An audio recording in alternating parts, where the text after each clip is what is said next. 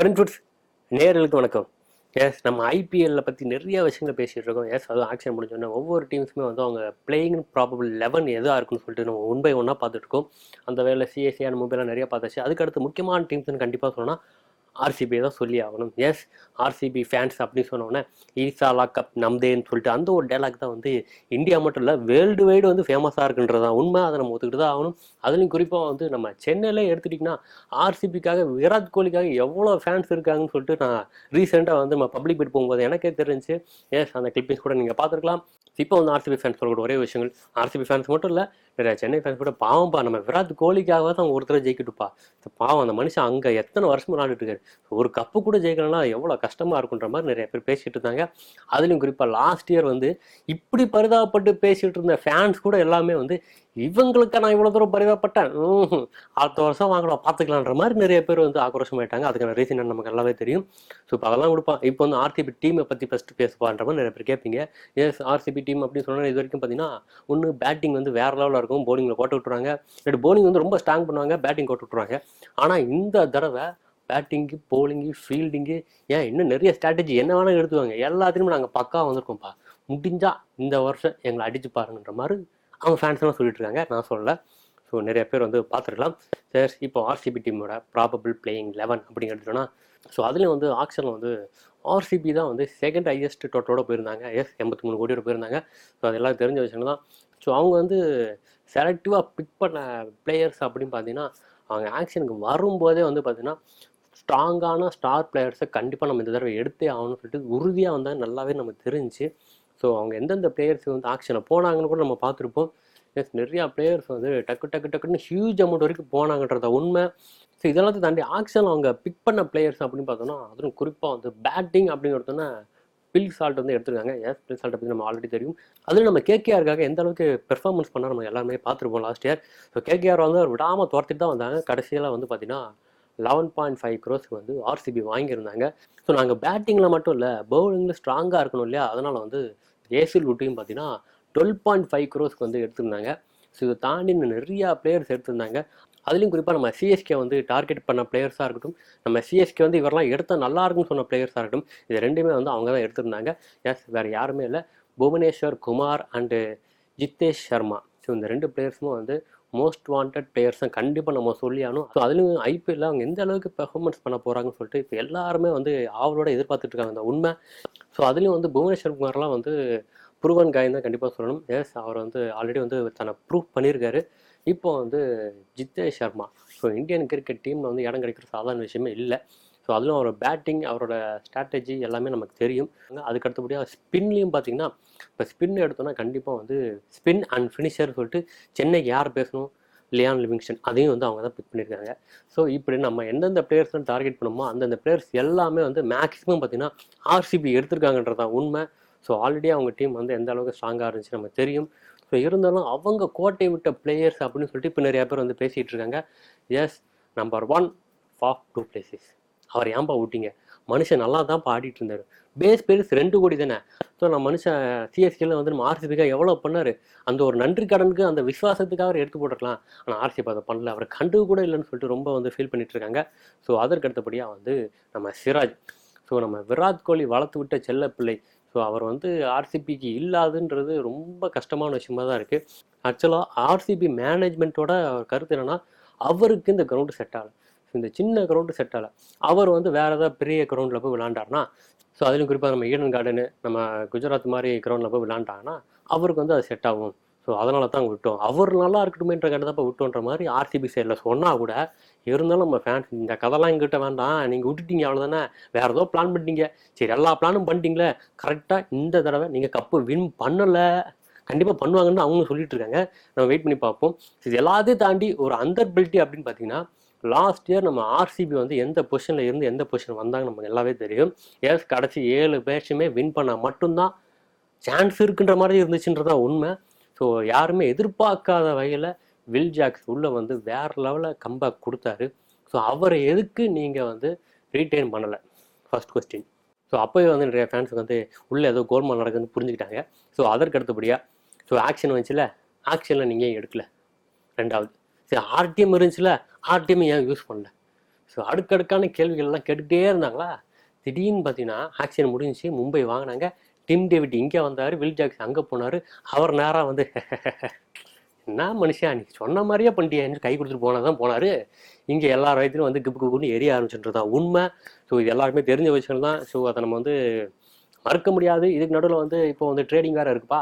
So teams மாற்றிக்கலான்ற மாதிரி நிறைய பேர் பேசிடுறாங்க. ஆக்சுவலாக வந்து லாஸ்ட் வீடியோவில் பேசியிருந்தேன், எந்த அளவுக்கு உண்மைன்னு தெரில. ஸோ அஃபிஷியலாக வந்து அனௌன்ஸ்மெண்ட் வரலன்னு தான் பேசியிருந்தேன். ஸோ அனௌன்ஸ்மெண்ட் வந்துச்சுன்னா கண்டிப்பாக வந்து அதை பற்றி வந்து ஃபுல் டாக் அதிகமாக தான் இருக்கும். இப்போதைக்கு அந்த மாதிரி ஆப்ஷன் கிடையாது. ஸோ அதனால தான் வந்து மும்பை இந்தியன்ஸ் வந்து இந்த மாதிரி வாங்கிட்டாங்கன்னு சில பேர் பேசிக்கிட்டு இருக்காங்க. எனக்கு தெரியாது என்ன நடந்துச்சுன்னு. ஸோ பார்க்குறவங்களுக்கு தான் தெரியும்.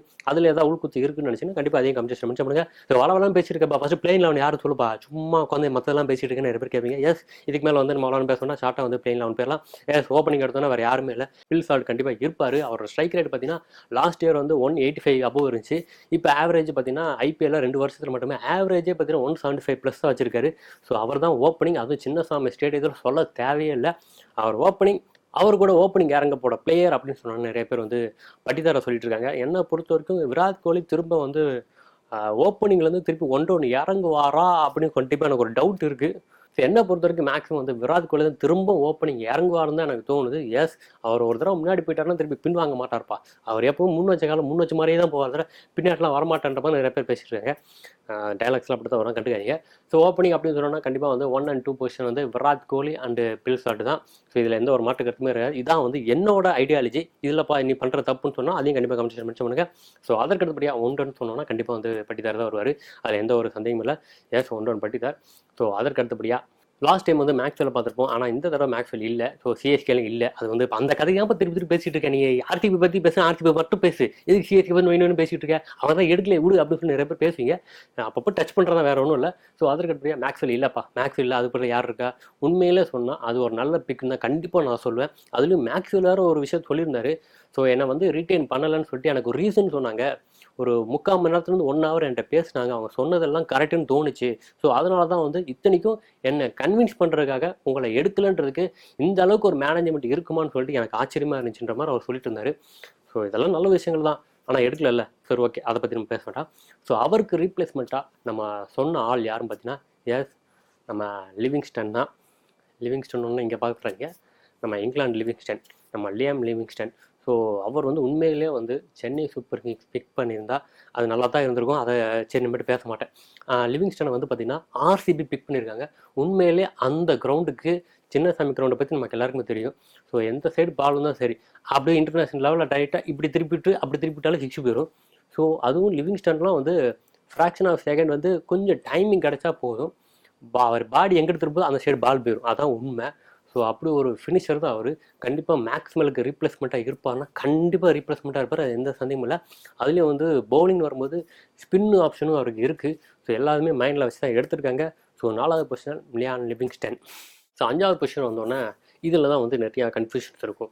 அதான் டிம் டேவிட் வாங்கிட்டாங்கப்பா, அப்புறம் என்னப்பா அப்படி யோசிக்கிறேன்ற மாதிரி கேட்பாங்க. ஸோ டிம் டேவிட்டையும் தாண்டி இன்னொரு பிளேயர்ஸ் இருக்காங்க. ஸோ அவங்க எல்லாத்தையும் தாண்டி இந்தியன் பிளேயர்ஸ் இருக்காங்கன்றதா உண்மை. இதெல்லாம் தாண்டி இந்தியன் பிளேயர்ஸ் யாருன்னு பார்த்தீங்கன்னா Manoj பந்தாகே and Devdutt Padikkal. So இந்த 2 பிளேயர்ஸும் வந்து ஆக்ஷன் வந்து சூப்பராக பிக் பண்ணியிருக்காங்க. கண்டிப்பாக நம்ம ஒத்துக்கிட்டு தான் ஆகணும். ஸோ தேவ்தத் படிக்கலாக இருக்கட்டும் அண்டு மனோஜ் பந்தாகேவாக இருக்கட்டும். ஸோ இந்த 2 பிளேயருமே வந்து கண்டிப்பாக வந்து பிளேயிங் 11 இருப்பாங்கன்னா மேக்ஸிமம் வந்து பிளேயிங் 11 இருக்கிறதுக்கு வாய்ப்பு இருக்குன்னு தான் நான் சொல்லுவேன். ஏன்னா இம்பாக்ட் பிளேயர் ரூல் வேறு இருக்குது. ஸோ இந்த 2 பிளேயரில் வந்து யாராவது ஒருத்தர் 5th பொசிஷனில் இறங்கினாங்கன்னா சொல்ல முடியாது, சில விக்கெட்ஸ் அதிகமாக போனால் கூட வந்து இம்பாக்ட் பிளேயர் ரூலில் கொண்டு வரலாம். ஸோ எப்படி பார்த்தாலும் ஆப்ஷன்ஸ் அதிகமாக இருக்குன்றதா உண்மை. ஸோ என்ன பொறுத்த வரைக்கும் 5th பிளேஸ் வந்து 2 பேரில் யாராவது ஒருத்தர் கொடுப்பேன். ஸோ அதற்கு அடுத்தபடியாக நம்ம 6வது இடம்னு சொன்னோன்னா, எஸ், நம்ம ஆல்ரெடி பேசினது தான். ஸோ டிம் டேவிட் கிடையாது. ஸோ டிம் டேவிட் தான் கிடையாதுன்னா அப்புறம் ஏன்பா எடுத்தாங்க? அதை எடுத்ததுக்கான ரீசன் தான் நான் ஆல்ரெடி சொல்லிட்டேனே, எங்களை கொடுக்கணும், அவங்கள வாங்கணும், அவ்வளோதான். ஸோ அது முடிஞ்சிருச்சு. ஸோ அதற்காக வந்து அவர் உள்ள இறக்குவாங்களாம் பார்த்தீங்கன்னா கண்டிப்பாக வந்து டவுட் இருக்குது. குறிப்பாக வந்து டிம் டேவிட் கிட்ட சொல்கிற ஒரே விஷயம் என்ன பார்த்தீங்கன்னா, அவர் ஸ்பின்ஸ் எல்லாம் திணற ஆரம்பிச்சிடாருப்பா. ஸோ அதனாலே வந்து கொஞ்சம் எல்லாரும் யோசிக்கிறாங்கன்ற மாதிரி பேசிகிட்டு இருந்தாங்க. எஸ், லாஸ்ட் டைம் வந்து அவர் மும்பைக்கே விளாண்டாருன்னு நினைக்கிறேன். ஸோ அங்கே தான் அந்த மாதிரி பேசிகிட்டு இருந்தாங்க. ஆனால் என்னை பொறுத்த வரைக்கும் ஸ்பின்னாக விளாட்றாரு. ஆனால் அவர் வந்து லாஸ்ட் டைம் வந்து அவருக்கு வந்து கிளிக் ஆகலைன்றதா உண்மை. ஸோ இந்த வருஷம் வந்து ஒரு வாய்ப்பு கொடுத்தாங்கன்னா கண்டிப்பாக வந்து அவருக்கு ஒன்ஸ் கிளிக் ஆகிடுச்சுன்னா கண்டிப்பாக வந்து ரெகுலராக டீமில் இருப்பார், அதில் எந்த சந்தேகமும் இல்லை. ஸோ இருந்தாலும் அவரோட பொசிஷனில் இன்னொருத்தருக்கு யாருக்கு வாய்ப்பு கிடைக்கும் அப்படின்னு பார்த்தீங்கன்னா Jacob Bethell. Yes, England spinner. So அவர் ஒரு ஆல்ரவுண்டர். ஸோ அவர் தான் வந்து மேக்ஸிமம் எல்லாருமே சூஸ் பண்ணிட்டு இருக்காங்க. ஸோ அவரை பற்றி நமக்கும் தெரியும், நிறைய வீடியோஸ் பார்த்துருப்போம். ரீசெண்ட் பீரியடில் அவரோட பெர்ஃபார்மன்ஸ் எப்படி இருக்குன்னு. ஸோ ஒரு யங்ஸ்டாராக இருந்து கலக்கிட்டு இருக்காரு தான் கண்டிப்பாக சொல்லணும். So Tim David or Jacob Bethell, இந்த 2 பேரில் யாராவது ஒருத்தர் தான் கண்டிப்பாக இருப்பாங்க. என்னை பொறுத்தவரைக்கும் ஸ்டார்டிங்கில் வந்து பெத்தலுக்கு வாய்ப்பு கொடுப்பாங்களான்னு தோணுது. வெயிட் பண்ணி பார்ப்போம். ஸோ 6வது இடம் இந்த 2 பேரில் யாராவது ஒருத்தர் தான் இருக்கும். ஸோ அதற்கு அடுத்தபடியாக 7வது இடம் அப்படின்னு வரும்போது கண்டிப்பாக வந்து வேறு ஆப்ஷனே இல்லை. எஸ் கீப்பர் பேட்ஸ்மேன் நம்ம ஜிதேஷ் சர்மா தான் வந்தாகணும். ஸோ 8வது இடம் குருணால் பாண்டியா. சரி என்னப்பா எடுத்துன்னு குருணால் பாண்டியான்னு சொல்லிட்டேன் அப்படின்னு சொல்லி நிறைய பேர் கேட்கலாம். எஸ் குருணால் பாண்டியா வந்து லாஸ்ட் சீசன் வந்து ஸோ அதிலும் குறிப்பாக வந்து லக்னோ சூப்பர் ஜெயிண்ட்டுக்காக விளையாடும்போது லக்னோ சூப்பர் ஜெயிண்ட் தான் விளையாண்டார் தெரியும். நீ என்ன சொல்ல வர அப்படின்னு நிறைய பேர் கேட்பீங்க. எனக்கு யோசிச்சுட்டு தான் இருக்கேன். ஆக்சுவலாக வந்து அவர் வந்து இங்கே ஆர்சிபி கிரவுண்டில் அதாவது சின்ன சாமி ஸ்டேடியத்தில் விளையாடும்போது அவரோட எக்கனாமிக் அண்ட் அவரோட ஸ்ட்ரைக் ரேட் வந்து அதிகமாக இருக்குது. ஸோ அதை நாங்கள் வாட்ச் பண்ணி தான் வாங்கணுன்ற மாதிரி பேசியிருக்காங்க. உண்மையில இதெல்லாம் கேட்கும்போது அப்படிலாமா வாட்ச் பண்ணுறாங்க அப்படின்ற மாதிரி தான் இருக்குது. நம்ம கூட சொல்லியிருந்தோம் ஸ்ட்ரைனர்ஸ் வந்து நம்ம சேப்பாக்க ஸ்டேடியத்தில் எப்படி விளையாண்டாரு. ஸோ நம்ம சென்னை திருப்பி வாங்கிறது நல்லா தான் இருக்கும். அதை வாங்கல விடுங்க, இதை பற்றி பேச வேண்டாம். ஸோ அந்த மாதிரி தான் அவங்களும் வந்து இந்த ரெக்கார்ட்ஸ்லாம் பார்த்துட்டு வாங்கியிருக்காங்க. எப்படி பார்த்தாலும் ஸ்டார்டிங்கில் கண்டிப்பாக வந்து குருணால் பாண்டியாக்கு வாய்ப்பு இருக்குது. அதில் எந்த ஒரு சந்தேகமும் இல்லை. நல்ல குவாலிட்டியான ஸ்பின்னர் அண்ட் ஆல்ரவுண்டர். கண்டிப்பாக வந்து அவர் வந்து தன்னை கம்பேக் கொடுக்கணும்னு சொல்லிட்டு வெயிட் பண்ணிட்டு இருக்காரு. அதுக்காக தீவிர பரிசீலனை ஈடுபட்டு இருக்காராம். ஸோ இந்த வருஷம் ஐபிஎல்ல ஒரு ரியல் குருணால் பாண்டியா நம்ம பார்க்க போகிறோன்ற மாதிரி சொல்லிட்டு இருக்காங்க. வெயிட் பண்ணி பார்ப்போம். ஸோ அதற்கடுத்தபடியே ஸ்பின்னு தான் வந்தால் நமக்கு எல்லாருமே தெரியும். ஸோ ஸ்பின்னு சொன்னோன்னா நிறைய பேர் வந்து வேறு யாராக இருக்கும், யாரும் அதான் லிவிங்ஸ்டன் இருக்காக, இன்னும் குருணால் பாண்டியா இருக்காங்க, வேறு யாருப்பா வேணுன்ற மாதிரி நிறைய பேர் கேட்கலாம். ஸோ ஈவன் பெத்தல் கூட வந்து போடுவார். ஸோ இருந்தாலும் ஸ்ரேயாஸ் சர்மாவை கண்டிப்பாக மென்ஷன் பண்ணி தான் ஆகணும். எஸ் ஒரு நல்ல ஸ்பின்னர். கண்டிப்பாக வந்து அவருக்கும் வந்து பிளேயிங் 11ல் கண்டிப்பாக வாய்ப்பு கிடைக்கும்னு தான் நான் சொல்வேன். ஸோ அதற்கடுத்தபடியாக ஃபாஸ்ட் டிபார்ட்மெண்ட் அப்படி பார்த்தோன்னா அந்த 12 வரைக்கும் 3 பிளேயர்ஸை பார்த்துடலாம். எஸ் வேறு யாருமே இல்லை. நம்ம எல்லாருமே எக்ஸ்பெக்ட் பண்ண புவனேஸ்வர் குமார் ஸ்விங் கண்டிப்பாக வரது ஓப்பன் பண்ண போகிறாரு. அதில் எந்த ஒரு மாற்று கருத்துமே இல்லை. 2ஆம் நாள் வந்து ஹையஸ்ட்டாக வந்து அமௌண்ட் போயிருக்காருன்னா சாதாரண விஷயமே இல்லை. அதுவும் இந்தியன் பவுலர் இந்த மாதிரி பெட் போயிருக்காருன்னு சொல்லிட்டு நம்ம பேசியிருந்தோம். எஸ் புவனேஸ்வர் குமார் அண்டு தீபக் சாகர் தான் போயிருந்தாங்க. தீபக் சாகரும் நம்ம எடுக்கல. சரி ஓகே விட்டுரும்.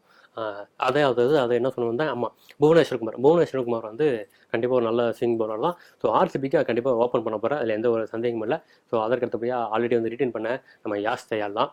ஸோ யாஸ் தயால் கண்டிப்பாக வந்து பிளேயிங் லெவலில் இருப்பார். ஸோ 12th பிளேயர் வந்து கண்டிப்பாக வந்து ஹேசில்வுட்டாக தான் இருக்கும். எஸ் ஜோஸ் ஹேசில்வுட் நான் ஆல்ரெடி சொன்ன மாதிரி தான் 12.5 crores எடுத்து வச்சிருக்காங்க. மேபி அவரை கூட வந்து இம்பாக்ட் பிளேயராக கொண்டு வரலாம். இல்லாட்டி ஆல்ரெடி நம்ம சொன்ன மாதிரி மனோஜ் பந்தாஹே இல்லாட்டி தேவ்தர் படிக்கல். ஸோ அது வந்து சிச்சுவேஷனை பொறுத்து வந்து அவன் எப்படி இம்பாக்ட் பிளேயரை கொண்டு வராங்கன்னு தெரில. அதை வெயிட் பண்ணி பார்ப்போம். ஸோ மேக்ஸிமம் இந்த பிளேயிங் 13 தான் வந்து ஆர்சிபியோட பிளேயிங் 11ல் அண்ட் இம்பாக்ட் பிளேயரில் இருப்பாங்க. இதில் ஒரு பை சான்ஸ் ஆப்ஷன் என்னன்னு பார்த்தீங்கன்னா ரொமாரியோ ஷெப்பர்டே விட்டுற முடியாது. ஸோ வெஸ்ட் இண்டீஸ் பிளேயர் நம்ம ஷெப்பர்டு சொன்னால் நிறைய பேருக்கு தெரிஞ்சிருக்கும். எஸ் அதுலேயும் வெஸ்ட் இண்டீஸ் பிளேயர்னு சொல்ல தேவையில்லை. அதுவும் சின்ன சாமி மாதிரி ஒரு ஸ்டேடியத்தில் வந்து டெய்லண்டில் வந்து இறங்கினாருன்னா கடைசி 10 பால் தான் பாருக்கு 40 ரன் அடிக்கணும்ப்பா என்னப்பான்ற மாதிரி அந்த மாதிரி ஆள்லாம் இறக்கிட்டு வந்தீங்களேன் 6 பால் முடிச்சுட்டு போயிடுறாங்க. 6 பால் 36 வருமா ஏதாவது ஒரு ஒயிடு கீடு வந்துச்சுன்னா அந்த மாதிரி வரும்னு வச்சுக்கோங்களேன். ஸோ ஆக்சுவலாக அவங்களாம் அடிப்பாங்க, அவங்களாம் அடிக்கலாம். எல்லா பாலும் வந்து வெளியே தான் போகும். ஸோ ரொமானியோ ஷெப்பர்டு வந்து நல்ல பவுலர் தான். ஸோ பவுலிங்கில் அந்த அளவுக்கு அவர் எடுபடுமான்னு சொல்லிட்டு இப்போ வரைக்கும் வந்து யோசிச்சுட்டு தான் இருக்காங்க. அது வந்து பெரிய மைனஸாக பார்க்கப்படுது. இருந்தாலும் வந்து பேட்டிங்கில் வந்து பார்த்திங்கன்னா கண்டிப்பாக வந்து ஹிட் பண்ணக்கூடிய கெப்பாசிட்டி அவர் இருக்குது. அது நம்ம இல்லைன்னு சொல்ல முடியாது. ஸோ அதையும் யோசிப்பாங்க. ஸோ கெயில் வந்து ஓப்பனிங்கில் எந்த அளவுக்கு வந்து ஆர்சிபிக்காக வந்து கான்ட்ரிபியூட் பண்ண நம்ம எல்லாருமே தெரியும். அதில் இருந்த ஒரு வெஸ்ட் இண்டீஸ் பிளேஸ் நமக்கு இருந்தால் நல்லா இருக்கும்னு சொல்லிட்டு ஒரு லாஜிக்கலாக கூட அவங்க யோசிச்சிருக்கலாம். ஸோ இதில் வந்து நம்ம ஃபாரின் ஸ்லாட்டும் பார்த்தோம்னா கண்டிப்பாக வந்து பில் சால்ட் வந்து கம்பல்சரியாக இருப்பார். ஸோ அதற்கடுத்தபடியாக லியாம் லிவிங்ஸ்டோன் கண்டிப்பாக இருப்பாருன்னு தான் எனக்கு தோணுது. ஸோ அதற்கடுத்தபடியாக நம்ம ஆல்ரெடி சொன்ன மாதிரி தான் பெத்தல். இப்போ வந்து ஹேசல்வுட் அந்த ஷெப்பர்ட். ஸோ இந்த 5 பிளேயரில் வந்து இன்னும் நிறைய பிளேயர்ஸ்லாம் இருக்காங்க. அவங்களே இப்போ சொல்லன்னு கேட்பீங்க. இதெல்லாம் பேக்கப் பிளேயர்ஸ் நிறைய இருப்பாங்க. ஸோ இருந்தாலும் இந்த 5ல் வந்து 4 வந்து கண்டிப்பாக இருப்பாங்க. வெயிட் பண்ணி பார்ப்போம். ஸோ இல்லைப்பா இந்த பிளேயர்ஸ் நீ சொல்லியிருக்கணும், இந்த மாதிரி பிளேயர்ஸ் விட்டுட்டேன், ஸோ இவங்களாம் வந்து பிளேயிங் கண்டிப்பாக இருப்பாங்கன்னு சொல்லிட்டு உங்களுக்கு தெரிஞ்சாலும் கண்டிப்பாக அதையும் காமிச்சு மென்ஷன் பண்ணுங்கள். ஸோ எப்படி பார்த்தாலுமே ஆர்சிபி இந்த வருஷம் வந்து மற்ற டீம்ஸுக்கு வந்து டஃப் கொடுக்க போகிறாங்கன்றது எந்த ஒரு சந்தேகமும் இல்லை. ஸோ மேட்ச் வின்னர் அப்படின்னு சொன்னால் நிறையா பிளேயர்ஸ் அங்கே இருக்காங்க. வெயிட் பண்ணி பார்ப்போம். ஒரு ஆவரேஜாக ஓவராலாக வந்து நல்ல கலவையாக வந்து மிக்ஸ் ஆகி இப்போ கெத்தாக இருக்காங்கன்றது நம்ம ஒத்துக்கிட்டு தான் ஆகணும்.